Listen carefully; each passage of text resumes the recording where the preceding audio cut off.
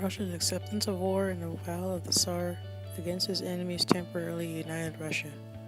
Russia was less equipped than the Germans, making the parliaments and soldiers to find weapons among the fallen. The Russian parliament improved military efforts, but overall the front was still less effective than their enemies. The Tsar, with his distrust towards the Duma and the reliance on the old bureaucratic apparatus, drew criticism from the masses, who eventually called for a new government with a progressive bloc. It was rejected, however, and the Tsar went to the front lines, leaving Tsarina Alexandria, his wife, with the power. Tsarina Alexandria only worsened the political problems in Russia by dismissing important advisors and turning to Rasputin, an uneducated priest who got his status by using Alexandria's son's hemophilia to his advantage. The scandal of Rasputin being Alexandria's lover led to his murder in 1917. The terminal crisis in Russia by the summer of 1916 created food and heating fuel shortages and caused the economy to break down. Protests began in Petrograd, and when the soldiers under the Tsar Nicholas's power joined the revolutionary movement, the Duma declared a provisional government before the Tsar abdicated. The provisional government started with the February Revolution, which was an unplanned uprising followed by violent street demonstrations that began in March 1917, which was the old calendar, in February, in Petrograd, Russia. This led to the establishment of the provisional government in hungry and upset people. The Petrograd Soviet, which was a huge fluctuating mass meeting of 2,000 to 3,000 workers, soldiers, and socialist intellectuals modeled on revolutionary Soviets in 1995. The patriotic and upper middle class wanted more war effort, and the workers hoped for better wages and more food. The provisional government, however, established equality before the law, freedom of speech, religion, assembly, and the right of unions to organize and strike. Liberty and moderate socialist leaders used these broad political reforms, however. Lenin dedicated his life to the cause of revolution after his brother was executed for plotting to kill Caesar. He became an enemy of Imperial Russia.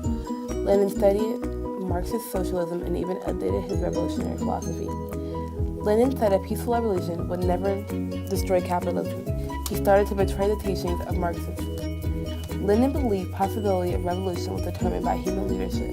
He would soon call on a group of disciplined workers, and the elite would never be seduced by short gains. Lenin's ideas were challenged by his opponent, who wanted a more democratic party. Lenin soon split into the rival factions called the Bolsheviks and the Mensheviks. After the February Revolution in 1912, the German government promised Lenin and his wife and others with him safe passages across Germany into Russia. When Lenin reached Russia, he attacked at once. He and the Bolsheviks almost lost. Lenin would soon go into hiding. Bolshevik membership grew by the thousands as Lenin gained Leon Trotsky, a radical Marxist, as a supporter and continued the Bolshevik seizure of power. Trotsky made a military revolutionary committee that later joined up with a group of Bolsheviks to seize government buildings and destroy the provisional government. They then passed all power to the Soviets and named Lenin the new head of Russia. The Bolsheviks gained power by taking it with the great leadership of Lenin and Trotsky, and by appealing to the soldiers and workers that were tired of the war and hoped for peace and better living. Ending the war with Germany is what Lenin realized the survival of the Bolsheviks regime depended on. In March 1918, the Bolsheviks agreed to the Treaty of Brest-Litovsk, which caused Russia to lose a quarter of its European territory and a third of its population. Russia, in the spring of 1920, repudiated the treaty, and then it was made null and void by the Allies, which caused Russia to gain most of its land back from Germany. By the summer of 1918, a couple of white armies tried to overthrow the Bolsheviks. The Bolsheviks, who were led by Leon Trotsky, replied by making a highly disciplined Red Army. The civil war between the whites and the reds started in 1918 and ended in 1920. The divided and poorly led whites lost to the better organized Red Army.